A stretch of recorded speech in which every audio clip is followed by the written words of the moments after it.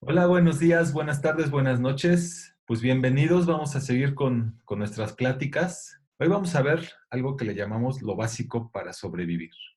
Habíamos dicho en el video anterior que íbamos a tomar en cuenta lo que es el árbol de la vida de la Cábala, simple y sencillamente por tener un orden, no necesariamente para adentrarnos en el tema de la Cábala, que sin embargo, como es una religión, pues nos van a salir dos que tres datos a lo largo de estas pláticas. Hoy vamos a hablar del primer nivel, vamos a hablar un poco de bautismo, vamos a hablar de lo que llama Joseph Campbell, es el llamado de la vida, el rechazo de las oportunidades. Ok, me gusta cómo lo plantea Mafalda, que Ujú. dice, a fin de cuentas la humanidad no es nada más que un sándwich de carne entre el cielo y la tierra. Me gusta esta analogía porque a fin de cuentas para desarrollo humano es bien importante estar con los pies en la tierra, vivir experiencias humanas. Me gusta cómo lo explica esto Wayne Dyer. Él dice que muchas personas buscan experiencias espirituales, pero que realmente somos espíritus viviendo experiencias humanas. Tiene mucho que ver con el tema que vamos a desarrollar a continuación. Les quiero enseñar la siguiente imagen para hacernos una idea de cómo ha pasado el tiempo y qué tan insignificantes somos en comparación al tiempo que lleva la vida de la Tierra. Si lo comparamos con un reloj de 24 horas, vamos a verlo aquí. Para las 3 de la mañana ya hubiera caído el meteorito, para las 4 de la mañana ya sería el origen de la vida, y así nos vamos hasta que los dinosaurios serían como a los 5 minutos de medianoche y los humanos estamos justamente un poquito más de un minuto antes de que sea medianoche. La historia de la humanidad es una parte diminuta en comparación a la longevidad de la Tierra. Cuando una persona tiene la intención de crecer en cuestión humana, tarde o temprano nos hacemos cuestionamientos, cuestionamos nuestra propia humanidad.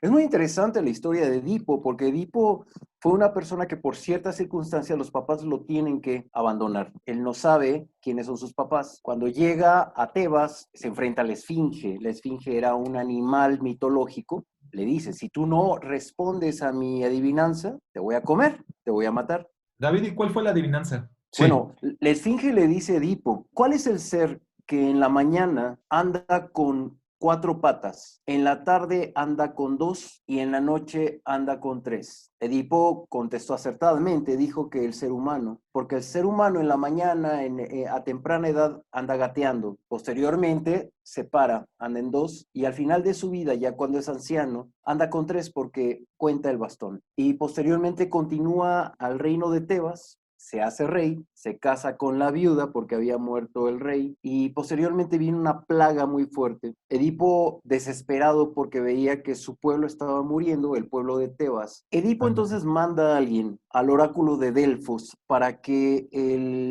a través de las pitonisas, el dios Apolo le revelara cuál era el origen de todos estos males. Finalmente el anciano Tiresias, que también era un adivino, le explicó que se había casado con su madre y que ese pecado no podía continuar y por eso estaba siendo azotado Tebas por la plaga. Como un autocastigo, Edipo se saca los ojos.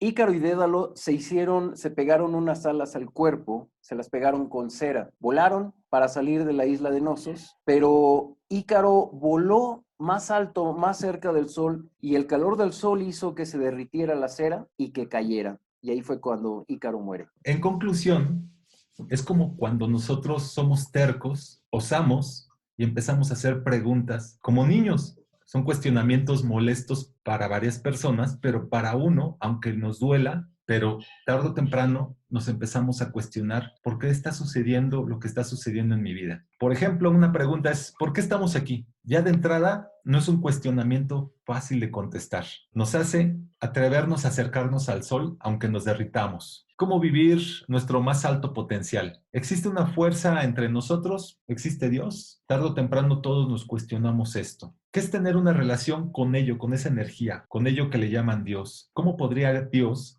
guiarnos en esta aventura llamada vida? Es muy interesante ver cuáles son las preguntas que generalmente hacen los niños, los adolescentes y los adultos. Yo recuerdo que de niño la pregunta es, ¿existe Dios? Datos curiosos de la Biblia, ¿no? La palabra Dios se pronuncia 2500 veces a lo largo de los pasajes de la Biblia. Y en el libro de Esther es el único libro donde no se dice la palabra Dios. En esos son datos curiosos. Y vamos a hablar entonces de la creación. No nos podemos imaginar siquiera cómo empezó toda la creación del mundo. Ya existía, cómo era un meteorito, no sabemos. Tanto de nivel científico se tienen una hipótesis porque nadie estuvo ahí, nadie en este mundo. Y de a nivel religioso, igualmente, nadie lo puede comprobar a ciencia cierta más que por fe. Y es tan Entonces, difícil de explicar lo que es el gap, lo que le llaman el espacio el entre el Big, versículo 1 y el versículo 2, porque el versículo 1 dice, en el principio creó Dios los cielos y la tierra. Y el siguiente versículo dice,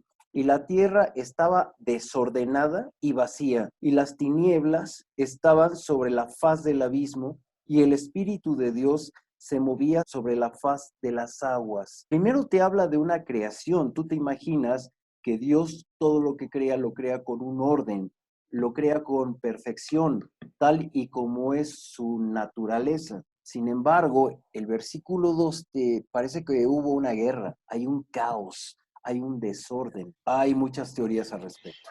qué bueno que dices esto, me recuerda un poquito porque se dice que sin caos no hay paz. La violencia nos lleva a la paz. Por ejemplo, un nacimiento es muy violento, hay sangre, duele, sin embargo así llegamos al mundo.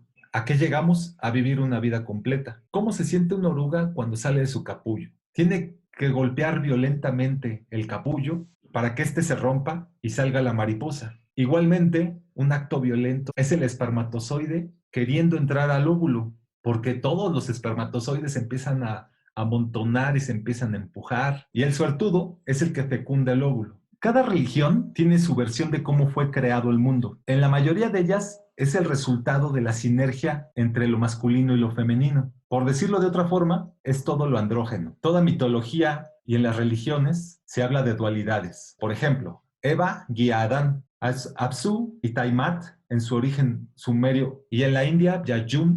En el hinduismo, Shiva es totalmente andrógeno, o Metecutli, que es el dios de la dualidad, con los aztecas, y Caos y Gea, que son de origen griego. Platón decía que Zeus se enojó con la humanidad, pero los humanos anteriores a nosotros tenían 4 brazos, 4 piernas y 2 cabezas. Zeus se enojó y empezó a aventar sus rayos y a todos nos partió en 2, destinándonos a estar separados de una parte de nosotros. A nivel de desarrollo humano, nosotros como hombres tenemos nuestra parte femenina dentro de nosotros, nuestro lado femenino, nuestra intuición, nuestro lado cariñoso. Igualmente la mujer tiene su lado masculino.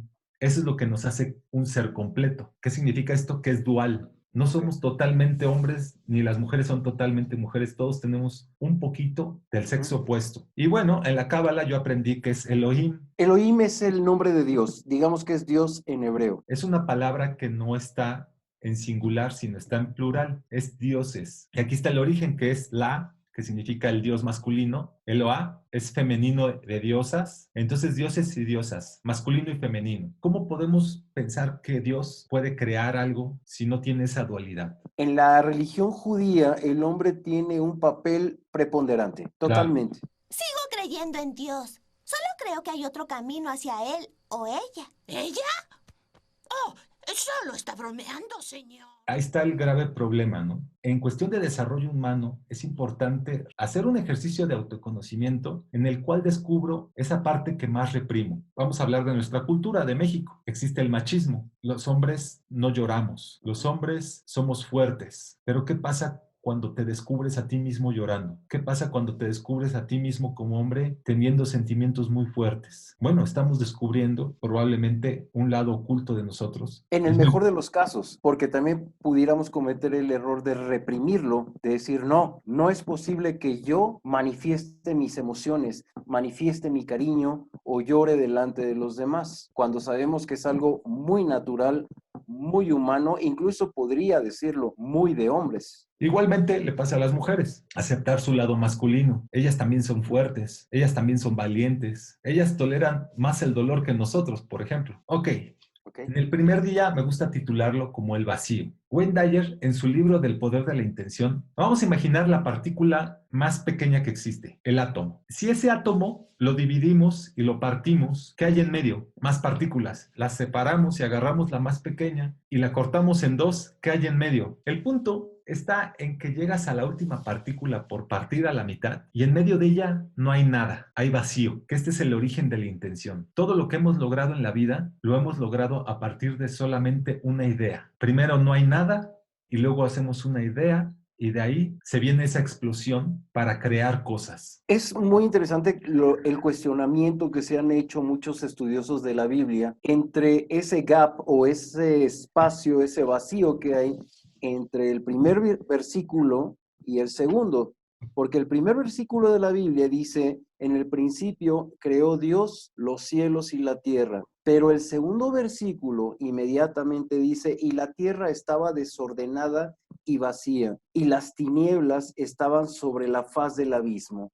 Entonces, a ver, si yo creo en un Dios perfecto, en un Dios de luz, me imagino que la creación fue hermosa, pero aquí vemos, en el segundo versículo, vemos un panorama como post-apocalíptico o posguerra, donde hay desorden, donde hay caos.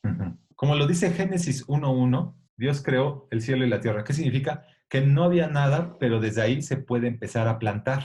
Okay. Podemos plantar intenciones. Después, en el segundo versículo, y el espíritu se movía sobre la faz de las aguas. O sea, lo que yo voy es que en el siguiente versículo habla del agua, el primer elemento de la tierra. El agua a nivel esotérico, a nivel simbólico, significa todo lo emocional. En la mitología griega se habla de Poseidón. Él nos da un arquetipo de una persona que es emocionalmente inestable. Habla mucho de que cuando se enojaba, hacía maremotos, tormentas, y cuando estaba calmado, los mares eran tranquilos. Y en el tercer versículo ya empieza el primer acto de voluntad. Esta es una frase que escuchamos continuamente, que sea la voluntad de Dios. Esta es una frase que pues realmente yo nunca le había encontrado ningún sentido. Y en una ocasión hice un ejercicio de intuición que me pidieron en un curso. Estaba en la playa y tuve que ir a observar y de ahí descifrar un mensaje para mí. Y viendo la playa me tocó el atardecer y de repente vi que el sol se empezó a ocultar y de la nada me llegó que el sol tiene su voluntad. El sol dice, ya es hora de dormir y se oculta. Que realmente el sol nunca descansa. Pero bueno, es un decir, es una analogía. Se ocultó. Dije, pues es que el sol tiene su voluntad, o sea, nadie lo puede detener. Entonces, ese fue el mensaje para mí, desarrollar voluntad para hacer eso que quiero. Y Dios dijo, hágase la luz y se hizo la luz. Qué gran clave de voluntad, ¿no? Cabe mencionar de que en el primer día de la creación, Dios dijo, sea la luz o hágase la luz. Pero el sol y la luna fueron creados aproximadamente en el día 4. Entonces, ¿a qué luz nos referimos? ¿A qué luz se refiere más bien la Biblia? Es un gran enigma. ¿Y cómo lo hizo? Nadie va a saber cómo lo hizo. Como nadie más sabe cómo hacemos las cosas. ¿Quién sabe cómo hacemos las cosas? Las personas que hacemos las cosas. Es decir, cómo descubrir el cómo experimentándolo. No hay ningún libro en el mundo que te vaya a decir el cómo hacer las cosas. El cómo tú lo descubres. Los libros pueden decir el por qué, pero el cómo lo descubrimos los humanos al momento que experimentamos las cosas. Es absurdo que alguna ocasión hay libros que dicen los 99 pasos para ser feliz. Te están tratando de decir cómo, cuando realmente eso nadie te lo puede explicar, ni 99 pasos. El cómo lo descubrimos cuando realmente aplicamos esa voluntad. Y después vino, que era lo bueno. Cuando Dios dice, hágase la luz, dice, y la luz se hizo, y Dios vio que la luz era buena. Primera etiqueta universal. Nos dicen qué es lo bueno y qué es lo malo. En todo el relato de la creación, solamente Dios vio que todo era bueno. No existía lo malo. Lo malo viene posteriormente, cuando Adán y Eva desobedecen una orden y toman del fruto del árbol de la ciencia del bien y del mal. Pero antes, durante todos los días de la creación, Dios dijo y vio que esto era bueno. Todavía no había una diferenciación entre bien y el mal, porque no había mal. Al desarrollo humano, decir que algo es bueno o es malo es un límite. Nuestros padres nos educaron en nuestra generación, la generación X, hubo chanclazos, cinturonazos. Podríamos etiquetar que eso es bueno o es malo. Muchas personas actualmente todavía me parece increíble que les parezca que es una forma de educar. Sin embargo, en aquel entonces eso era bueno.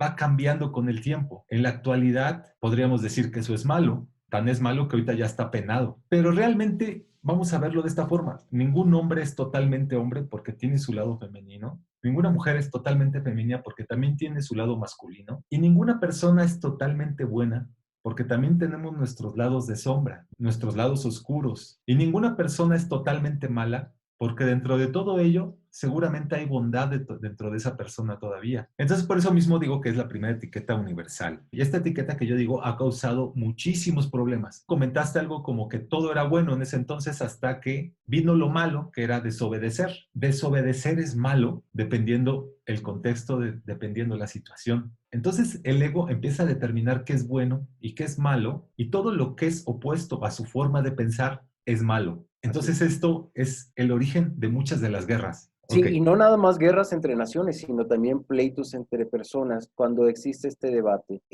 Son buenos los debates siempre y cuando se muestren las ideas, se ponderen, se comparen, pero el problema es cuando yo tengo un esquema de pensamiento en el cual no permito que una persona que piensa diferente a mí sea aceptado, sino al contrario, viene un juicio diciendo, esa persona que piensa diferente a mí lo hace porque está mal. En las versiones de los diferentes paraísos, en donde el individuo está en confort, siempre hay alcance un árbol que ofrece información para crecer. En el Edén está el árbol del conocimiento, del cual está prohibido el consumo de su fruto, porque bien sabía que los opuestos provocan una reacción obsesiva. Y tiene un aliado que es la serpiente. Hicieron que Eva cayera en la trampa para persuadir a Adán y salir del confort. En desarrollo humano, cada vez que salimos del confort es cuando crecemos. ¿Qué otros árboles hay? Está el árbol de Moisés. El llamamiento de Moisés fue a través de una zarza que estaba encendida, y a través de esa zarza Dios le habló para darle la encomienda de sacar al pueblo hebreo de Egipto. Está el árbol de Buda, que justamente el árbol es donde se posó para encontrar la iluminación. Está el árbol del universo de los mayas, está el árbol de la vida de los aztecas, está el gran árbol de Yggdrasil, de los nórdicos, está el árbol de la vida de la cábala, el árbol de Navidad. Y bueno, para la cábala está algo que le llaman el Dat, que todo el conocimiento oculto y que está listo para ser descubierto. En sí, es una invitación al autoconocimiento, como lo dice escrito en la piedra de la entrada del templo sagrado dedicado al dios Apolo, el oráculo de Delfos. Hombre, conócete a ti mismo y conocerás al universo y a sus dioses. Entonces la invitación es una ligadura más que religiosa, es espiritual. En el autoconocimiento es la intención inicial para cualquier manifestación de crecimiento personal. Cuando tú estás hablando de los árboles y cómo en las civilizaciones antiguas el árbol representa o es un símbolo que representa algo muy importante, me recuerda a que en el libro de Génesis hay dos árboles: el árbol de la ciencia del bien y del mal y el árbol de la vida. Dios le dice a Adán y a Eva, de todo fruto de cualquier árbol pueden comer, menos del árbol de la ciencia del bien y del mal, porque una vez que coman de ello, morirán. Entonces, bueno, comen de ello, son expulsados del jardín del Edén, y Dios dice cuando se van, qué bueno que no tomaron del fruto del árbol de la vida, porque entonces vivirían para siempre. Ya que se van, que son expulsados, dicen, qué bueno que no van a vivir. Qué bueno Y porque crecieron. quizá, y ¿te acuerdas que habían mencionado que Matusalén vivió unos 169 años, bla, bla, bla? Yo creo que aquí empezó, en esta desobediencia empezó la decadencia del hombre o la corrupción del hombre que lo guía a la muerte natural. Cuando también, por otro lado, Dios habla que a través de la redención nosotros podemos tener vida eterna a su lado. O sea, aquí vemos los dos lados. El hombre desobedece a Dios y es expulsado de la presencia de Dios. ¿Para qué? Para posteriormente encontrar una redención y volvernos a unir a Dios y estar eternamente con Él. Que es la muerte. Sí.